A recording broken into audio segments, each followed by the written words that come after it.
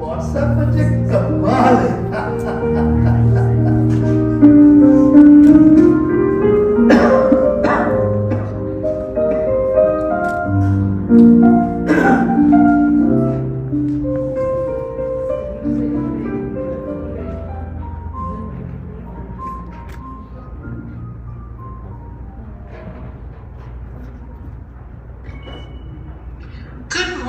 Residents of Desert Blossom Rehab. Today is Monday, 10th of August, 2016. It's very hot outside. We will serve cool lemonade with lunch and ice cream with dinner. Enjoy your day.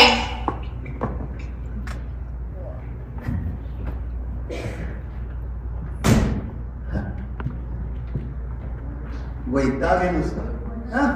अरे याच्या अनाउन्समेंट्सनी गांठळ्या बसतात. आज August 10 आहे काय मला माहिती नाही. म्हणजे तुम्हाला माहिती आहे याची तारीख? हो. काय सेल फोनवर दिलेली आहे. बघू थोड्या वेळात आठवते का? काय म्हणाल? नाही म्हणलं थोड्याच वेळात हाऊसकीपिंगची बाई येईल. थोड्याच वेळात. हे बघा वेळ रिलेटिव्ह आहे सगळं. म्हणजे आपला खोली नंबर 320 या लाईनीतली सगळ्यात शेवटची खोली. आता त्या बाईला तिथनं निघून इथे येईपर्यंत 2 तास तरी लागतीलच, हो की नाही? पण तुम्हाला एवढं सगळं कसं माहिती? 6 महिने राहतो मी या नर्सिंग होम मध्ये. अरे वॉकर घेऊन सगळीकडे मी फिरून आलोय. मला माहिती आहे याचं रुटीन. पण तुम्हाला वॉकरची गरज आहे असं काही मला वाटत नाही. आता एखाद्या गोष्टीचा उपयोग आपल्याला जसा अपेक्षित असतो तसाच केला जातो का? उदाहरणार्थ पेपर तो आपण वाचायच्या ऐवजी तरी हवा घेऊ शकतो किंवा तो फाडून त्यामध्ये टाको घालून खाऊ शकतो, हो की नाही? पेपर कसला फाडता? मला ट्रम्प विषयी वाचायचंय. का बरं आजची तारीख? आजची तारीख आहे 10 ऑगस्ट 2016. माझी जन्मतारीख सांगू आणि काल डिनर मध्ये काय खाल्लं ते सांगू? अहो पण या नर्सिंग होम मध्ये मी जेव्हा एनरोल केलं, I was told that a delightful elderly man with dementia will be your room partner. Delightful, that's good. A delightful elderly man with dementia. म्हणजे तुम्हाला डिमेन्शिया नाहीये? मिसडायग्नोस झालं का काय? मिसडायग्नोस नाही, गुड डायग्नोसिस आहे. पण हे बघा सगळं रिलेटिव्ह असतं. म्हणजे वॉकरची गरज असणं किंवा वॉकर हवा असणं, डिमेन्शिया असणं किंवा डिमेन्शिया हवा असणं. काय तुम्हाला डिमेन्शिया झालेला हवाय? डिमेन्शिया झालेला नको आहे, डिमेन्शियाचा डायग्नोसिस हवा. हे कसं शक्य आहे? मला तर एकही मेडिकल डायग्नोसिस नको. I wish I was not here in this dreadful nursing home. Dreadful? तुम्हाला इथं 2 दिवस पण झाला नाही तिथे. तसं कंप्लेंट करण्यासारखं इथे काहीच नाहीये. आय मीन मुलाकडे एकटे राहण्यापेक्षा सूनबाईला त्रास नको. Oh, sorry to hear that.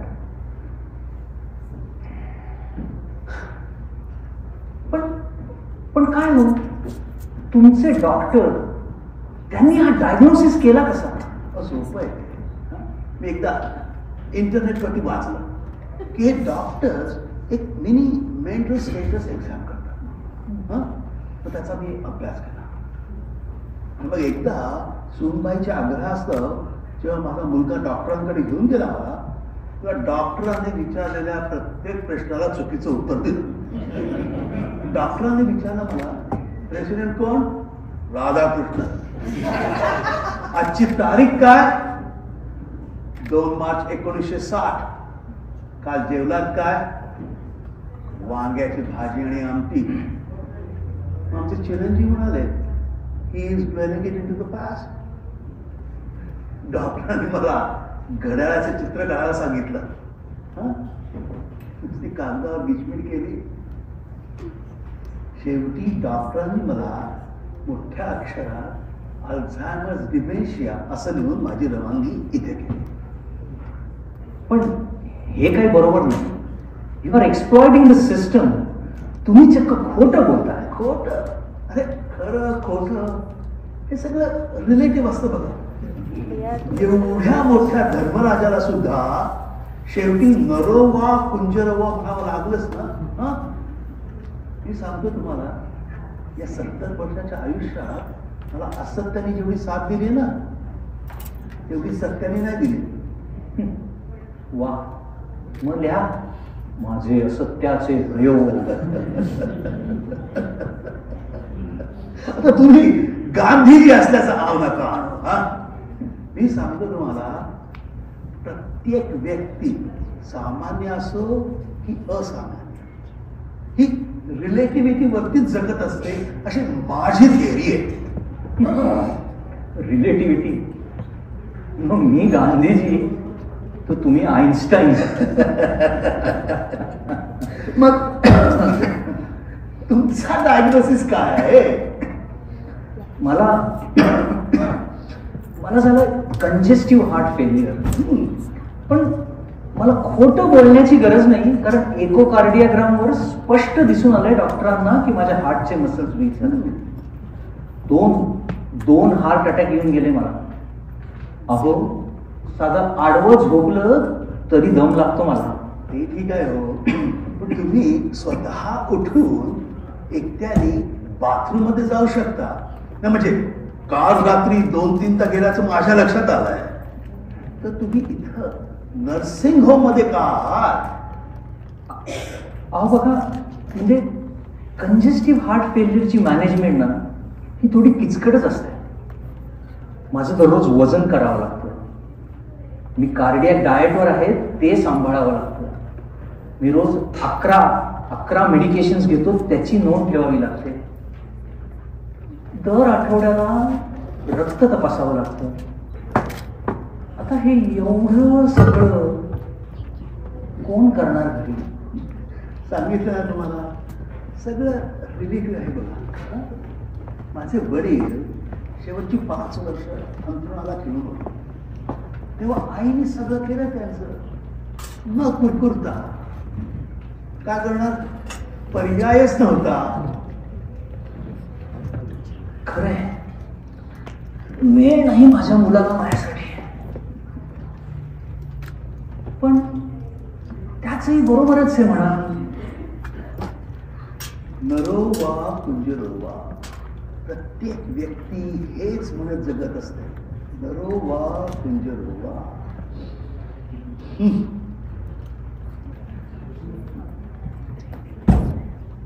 काय हो तुमच्या पत्नी? मुलाकडेच का? नाही, ती 4 वर्षापूर्वीच गेली. म्हातारपणी एकट्याने जगायचं कसं की या जगात कोणीही शिकवत नाही बघा.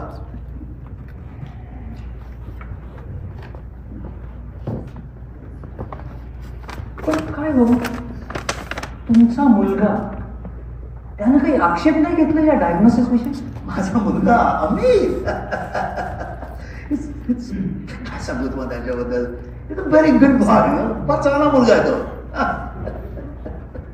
एकदा काय झालं, तो 7वीत असेल, घरी आला आणि म्हणाला की मी होमवर्क करतो म्हणून. त्याने होमवर्कचे कागद बाहेर काढले आणि बाजूला दूध आणि कुकीज ठेवल्या होत्या.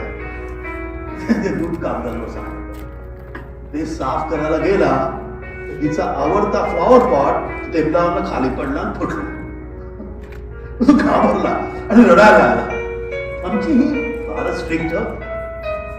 मग मी त्याच्या टीचरला फोन केला. डेव्हिड बर्ट नाव होतं त्याचं. त्याच्याकडनं आम्हाचा होमवर्क घेतला. माझ्याकडे त्याच्या टीचरचा फोन नंबर आहे ह्याच आम्ही थोडं आश्चर्य वाटलं. त्यानंतर मी गेलो JCPenney, आमचा जसा फ्लॉवर पॉट होता तसाच दुसरा फ्लॉवर पॉट आणून तिथे ठेवला. तिला काही कळलं नाही. उलट आम्ही होमवर्क केला म्हणून तिने त्याला चॉकलेट बार दिला. तो सुद्धा आम्ही नंतर माझ्याशी शेअर केला. सांगा तुम्ही 7वीतला मुलगा चॉकलेट शेअर करेल?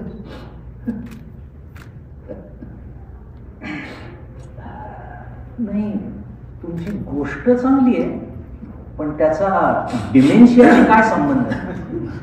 सांगतो तो आम्ही एकदा असा 9वीत असताना घरी आला.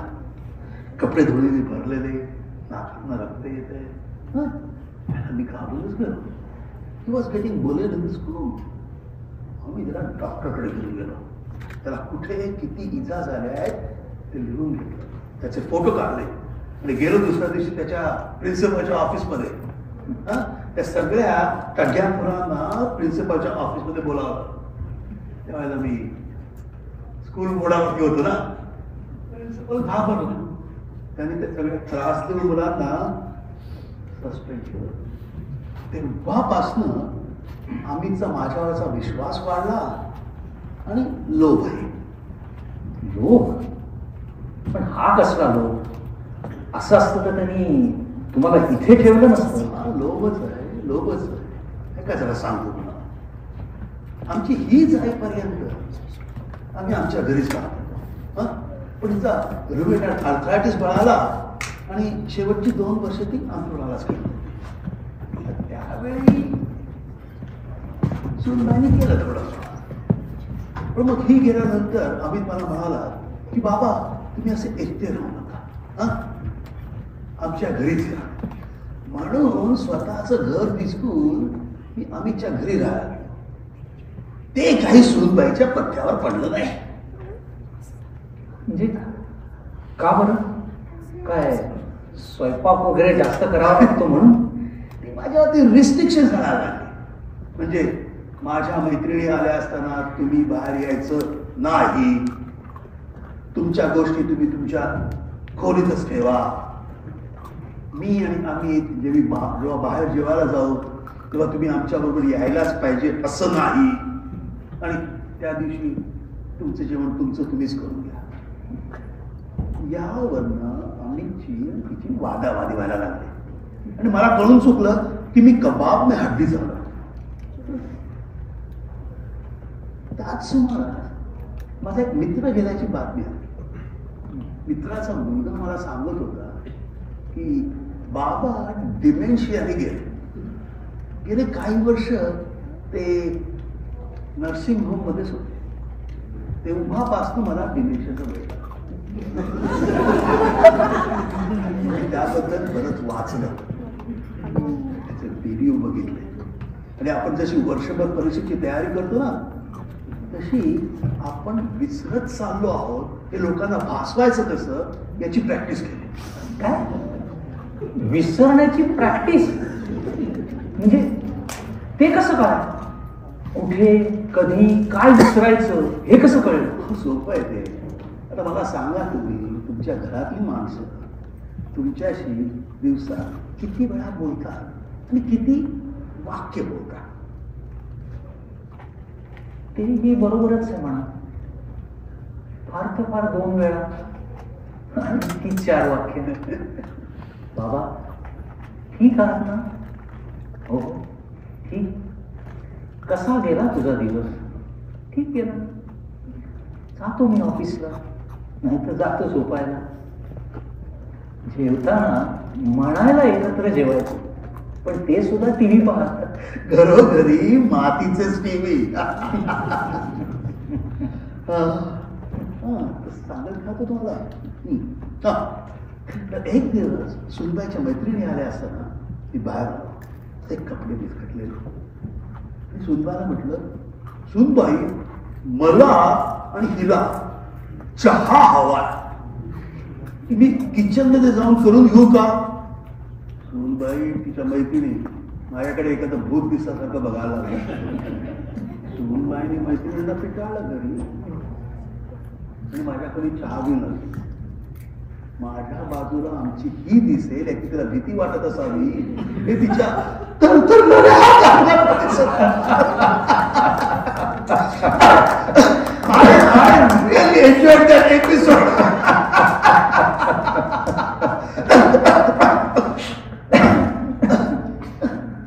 But that started the ball rolling in the right direction. पण या सगळ्यावर अमितचा विश्वास बसला? मला नाही वाटत त्याचा विश्वास बसला. पण शेवटी तो माझाच मुलगा अभिनयात वाकवला. त्यांनी आपल्या बायकोला असं भासवलं की तो कन्व्हिन्स झाला. अरे लग्न टिकवायचं होतं ना. घरामध्ये 2 शाळेत जाणारी लहान मुलं आहेत. माझी काळजी होतीच त्याला. माझं नीट बघितलं जावं, मी एकटं राहू नये असा विचार करून त्यांनी अशी सुंदर जागा माझ्याकडे शोधली. अच्छा, आता माझ्या लक्षात आलं. आणि त्यानंतर डॉक्टरांना तुम्ही बनवलं. राष्ट्रपती कोण? तर राधाकृष्ण. चालू वर्ष काय? तर 1960. ती खाल्लेली वांग्याची भाजी, ते घड्याळाचे वाजवलेले 12. वा वा वा वा.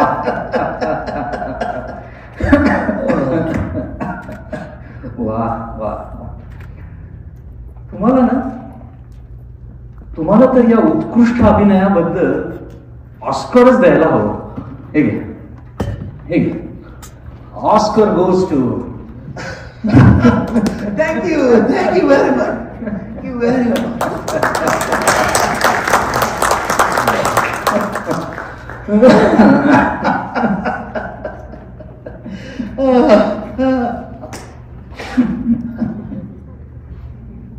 काय हो, तुम्हाला किती मुलं?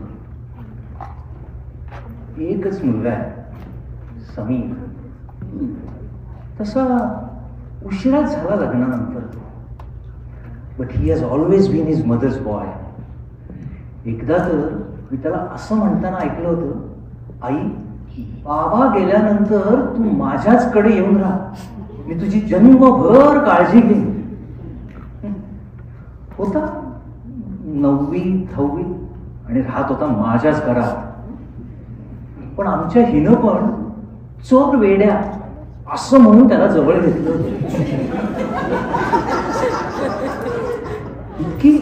इतकी असूया वाटली होती मला त्यांची. पण झालं उलटच.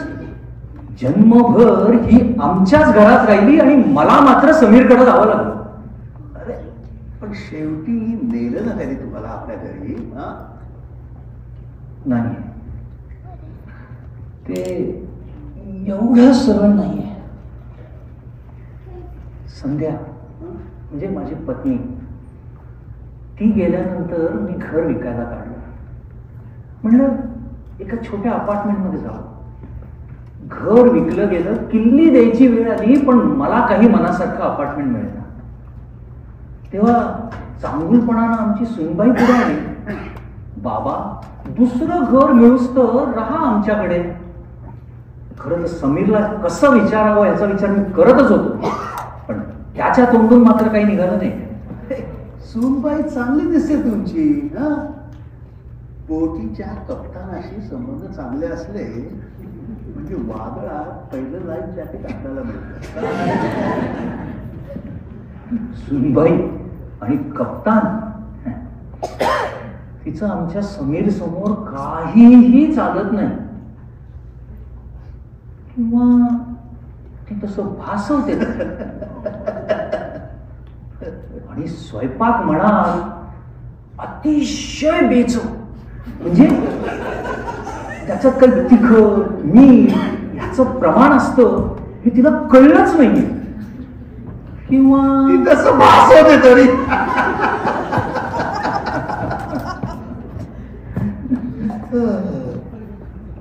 नाही तर आमची ही काय सुंदर स्वयंपाक करायची.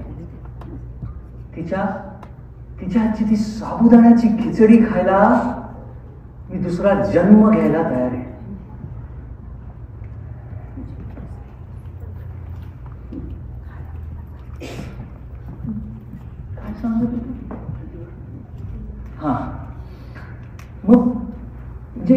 अपार्टमेंट शोधण्याच्या निमित्ताने मी बाहेर खायला लागलो.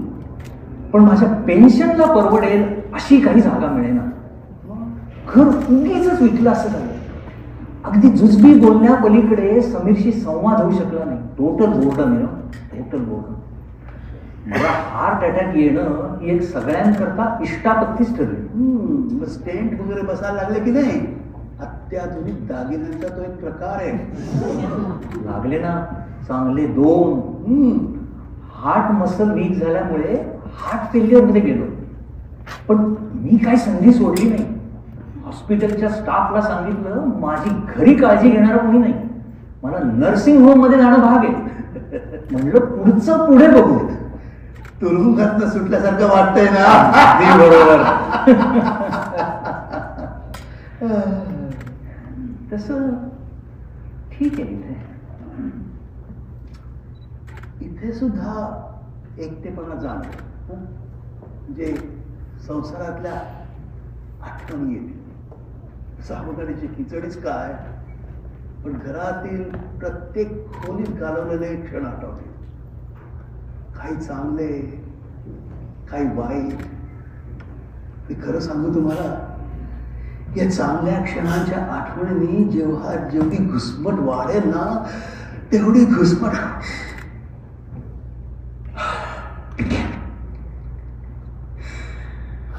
अरे तुम्हाला पण इन्हेलर लागतं वाटतं. आठवणीचं वादळ आलं की कसं घुसमटायला होतं बघा.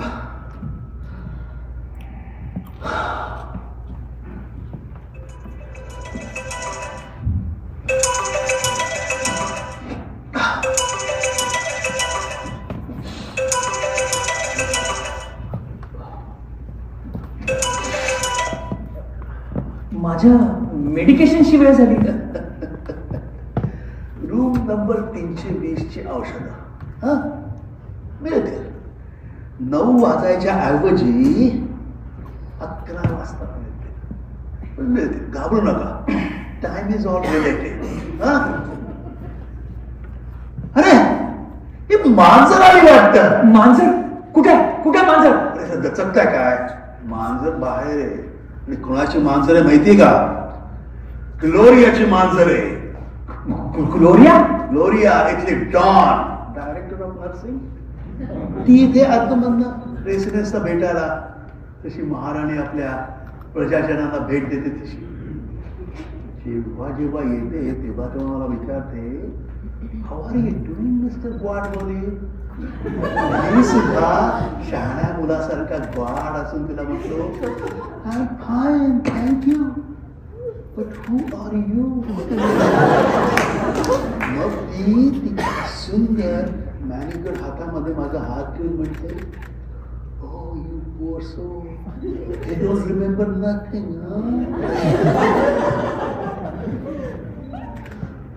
पण तिला मांजर इथे आणण्याची परवानगी? अरे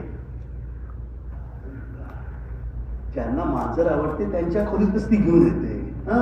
आता हे मला ग्लोरियाचं मांजर म्हटलं मला आवडतं, त्या निमित्ताने ती थोडी जास्त वेळ खोलीत राहते. आणि मग ती गेल्यावर सुद्धा सुगंध बराच वेळ दरवळतो. मला मांजर बिलकुल आवडत नाही. काय सुंदर मांजर आहे. आपल्या मालकिनी सारखंच. गोरं पान, हिरवे डोळे. का तुम्हाला मांजरीची भीती वाटते की काही कारणानं मांजरीबद्दल तिटकारा उत्पन्न झाला? हॅव्हिंग अ विसरल रिॲक्शन. अरे नक्कीच काहीतरी घडलं असणार, ते मला सांगा. नाही, कुठं काय? हे पहा, न वाचता या पेपरातल्या सगळ्या बातम्या तुम्हाला सांगू शकतो. यामध्ये ती मांजरीची गोष्ट नाहीये, ती मला ऐकायची.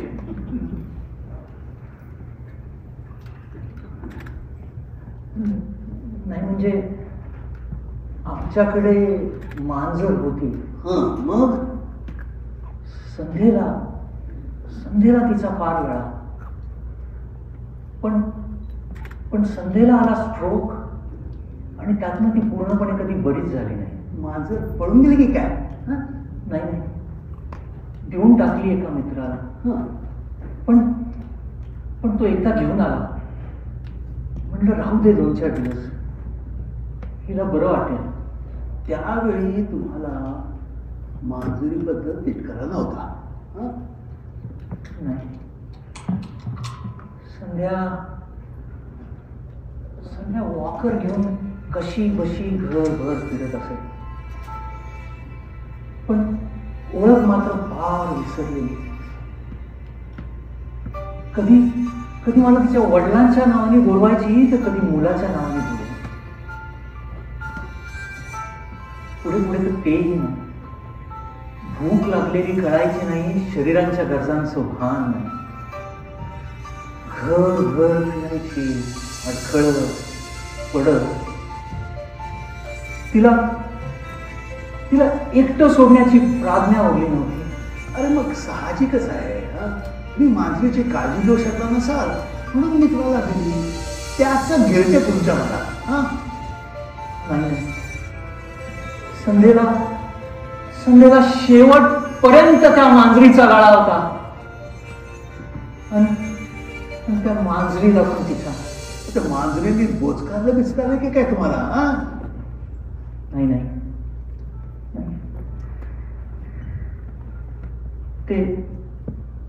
ते इतकं सोपं सरळ नाही. संध्या एकदा वॉकर घेऊन जिन्यापाशी उभी होती. ती खाली येऊ नये म्हणून आम्ही जिन्याच्या तोंडाशी गेट लावलेलं असायचं. मी खालीच उभा होतो. सावरी तिची मांजर माझ्याच पायांना लटकून गेली. तिच्याकडे बघत म्याव करत होती. मी सावरीला उचललं आणि म्हणलं घ्यायचं तुला. तसं तिने वॉकर दिला टाकून झेप घेतली. गरगरात खाली आली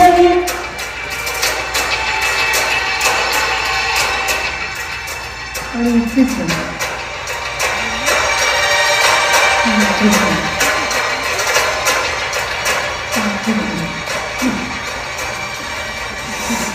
म्हणजे ज्या व्यक्तीला कशाचे भान नाही तिला तुम्ही वरती जीवावर उभं केलं आणि खालनं सोयीस्करपणे तिला तिचं आवडतं मांजर दाखवलं.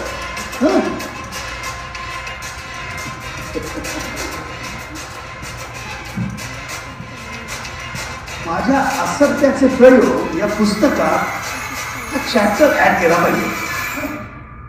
किंवा मांजरीचे अनेक उपयोग या सदराखाली ही गोष्ट नक्कीच येईल. काय पण करणार काय? ती माझी बायको राहिलीच नव्हती. नुसतंच एक भूत घरभर फिरणार.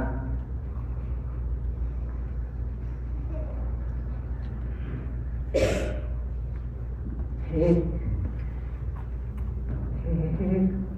कोणालाच माहित नाही. तुम्हाला का सांगितलं माहित नाही. कदाचित समवयस्क असेल म्हणून. Let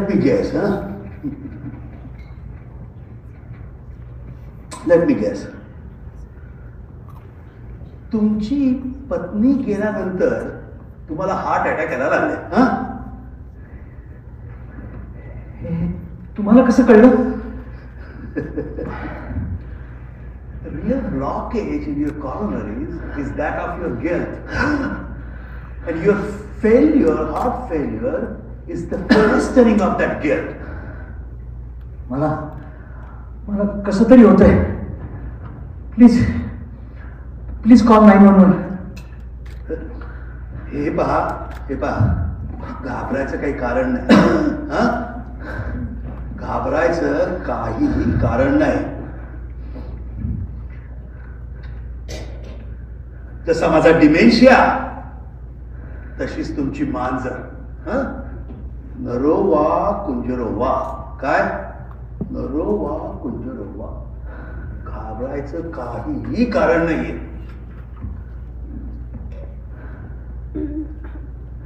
thank you. थँक्यू.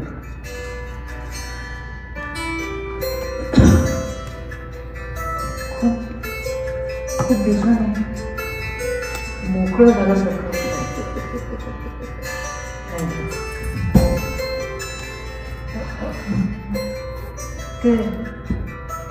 ते मगाशी तुम्ही ग्लोरिया का काय म्हणतो? ग्लोरिया. या ऐका, तिच्या हाईचा आवाज ती येतेच आहे. मला तिच्या स्वागताकरता तयार व्हायला पाहिजे.